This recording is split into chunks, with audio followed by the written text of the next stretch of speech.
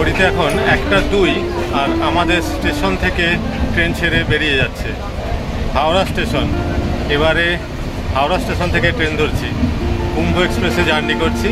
আমরা এই মুহূর্তে কুম্ভ এক্সপ্রেসের অতিথি। জানি না কেমন রূপ নেবে কুম্ভ এক্সপ্রেস একটু পরে, তবে এখন থেকেই যা ভিড় চলছে সেটাই অপেক্ষায় আছি।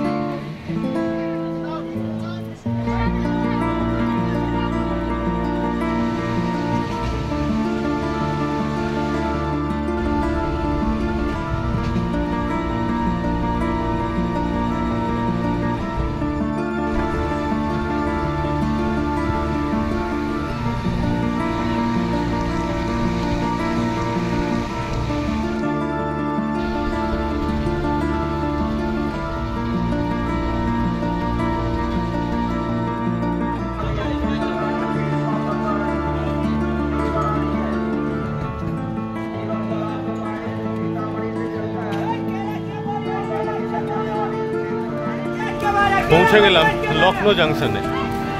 যদিও আমাদের পৌঁছানোর কথা ছিল প্রায় 1 ঘন্টা 20 মিনিট আগে, ট্রেন একটু লেট করেছে, তার জন্য এই মুহূর্তে এখানে জল বিক্রি হচ্ছে 5 টাকা লিটার জল। এখানে যদি দেওয়া হয় একটা বোতল, এরা ভর্তি করে দেবে। এখান থেকে নেওয়া যেতে পারে জল। ট্রেনে জল বিক্রি হচ্ছে 20 টাকা লিটারে, আর আপনি এখানে এসে ভর্তি করে নিতে পারেন জল। এখানে 5 টাকায় 1 লিটার ভর্তি করে দেবে। এটা লখনৌ জংশন। গতকাল থেকে যা পরিস্থিতি তৈরি হয়েছিল ভারতীয় রেলের এই বিখ্যাত ট্রেনটাতে, তার জন্য ভিডিও সেভাবে বানাতে পারিনি। তাই আজ সকালে লখনৌ জংশনে নেমে একটু আপনাদেরকে ঘুরে দেখাচ্ছি। কালকের পরিস্থিতিটা ফ্ল্যাশব্যাকে নিশ্চয়ই দেখেছেন কি ছিল।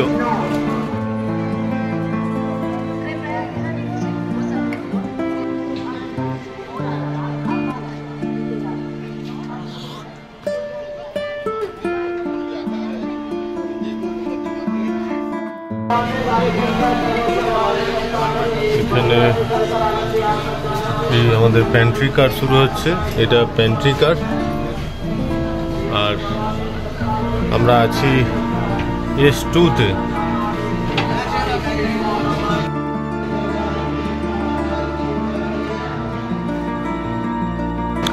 ঘড়িতে এখন 1টা 5, গাড়ি এসে দাঁড়িয়েছে বারেলি স্টেশনে।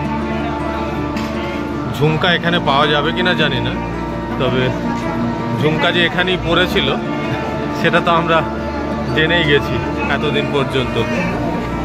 बरेली के बाजार में झुमका गिरा रे। প্রচুর মানুষের ভিড়। আমি এই আছি S2-তে। বরেলিতে 2 মিনিট দাঁড়াবে গাড়ি। একবার নেমেছি।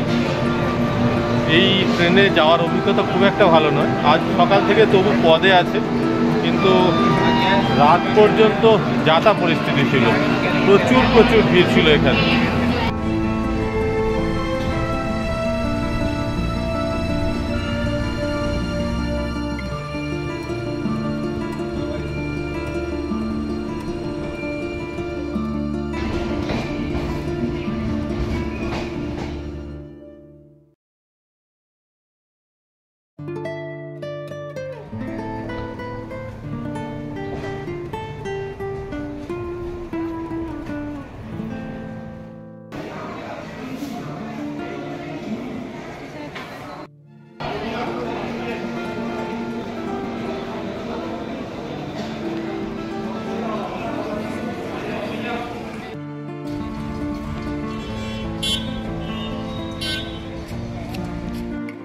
আমরা অবশেষে এসে পৌঁছে গেলাম দেরাদুনে।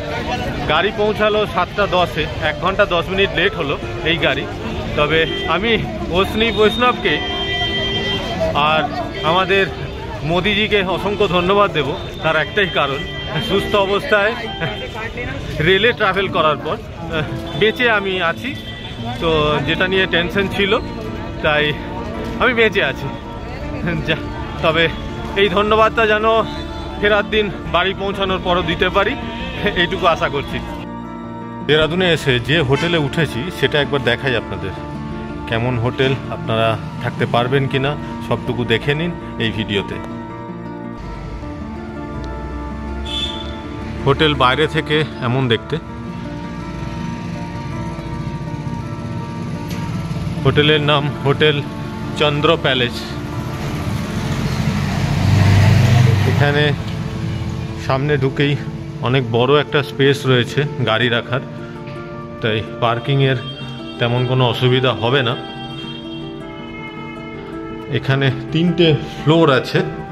আমি এই মুহূর্তে গ্রাউন্ড ফ্লোর থেকে ফার্স্ট ফ্লোরে যাচ্ছি। ফার্স্ট ফ্লোরেই আছে রিসেপশন। এখানে রিসেপশনের সাথেই রয়েছে একটা সুন্দর ব্যালকনি, যেটা এই মুহূর্তে টুনি দিয়ে সাজানো রয়েছে, যেখান থেকে নিচের রাস্তাটা দেখা যাচ্ছে। কাঁচের দরজা, বেশ সুন্দর রিসেপশন। রিসেপশনের পাশ দিয়েই চলে যাচ্ছে এই ফার্স্ট ফ্লোরের রুমগুলো। পরপর রুম আছে এখানে 103, এখানে 104। আমাদের রুম আছে সেকেন্ড ফ্লোরে। এখানে আরেকটা ব্যালকনি রয়েছে। এদিক দিয়ে একটা এমার্জেন্সি সিঁড়িও আছে, লোহার সিঁড়ি। এই সিঁড়ি উঠে যাচ্ছে সেকেন্ড ফ্লোরে।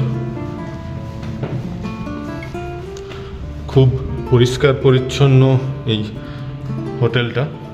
এখানেও একটা সুন্দর ব্যালকনি রয়েছে, যেটা নিচে থেকে দেখলাম।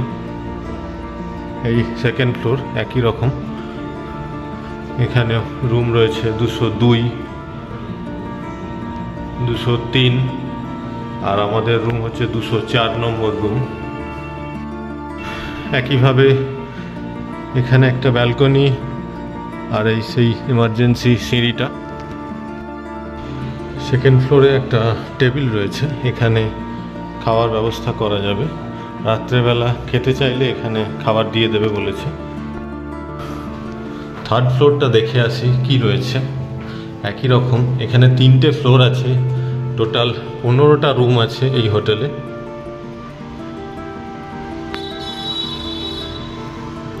দেখুন খুবই সুন্দর থার্ড ফ্লোর থেকে নিচের দৃশ্য।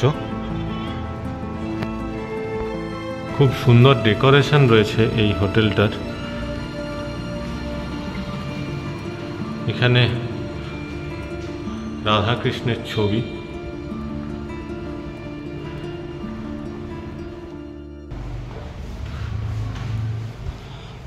এটা লক করা রয়েছে, ছাদে যাওয়া যাবে না, সিঁড়িতে তালা লাগানো। প্রত্যেকটা ফ্লোরে বসার জন্য 2টো করে সোফা দেওয়া রয়েছে, তাই একটু রেস্ট করা যাবে এখানে এসে। আর বাইরের পরিবেশটাও দেখা যাবে ব্যালকনি থেকে। ছিমছাম নিরিবিলি পরিবেশে এই হোটেলটা আমার তো বেশ ভালো লেগেছে। আপনাদের কেমন লেগেছে সেটা আপনারা ভিডিও দেখে জানতে পারবেন। আর ভালো লাগলে কমেন্ট করুন।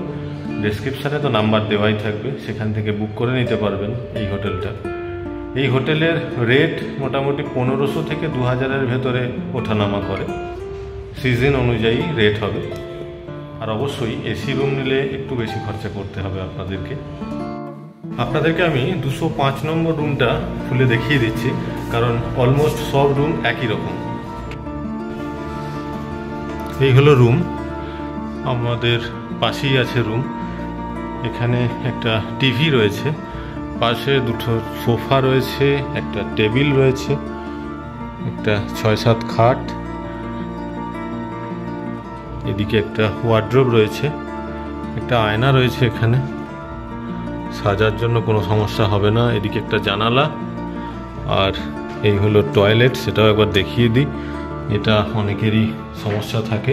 বেশ পরিষ্কার পরিচ্ছন্ন, গিজার আছে, এখানেও একটা আয়না রয়েছে, একটা বেসিন রয়েছে, ওয়েস্টার্ন টয়লেট।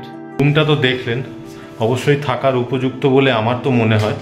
তাই আপনারা কেমন লাগলো অবশ্যই কমেন্ট করে জানাবেন, আর ভালো লাগলে চলে আসবেন এখানে।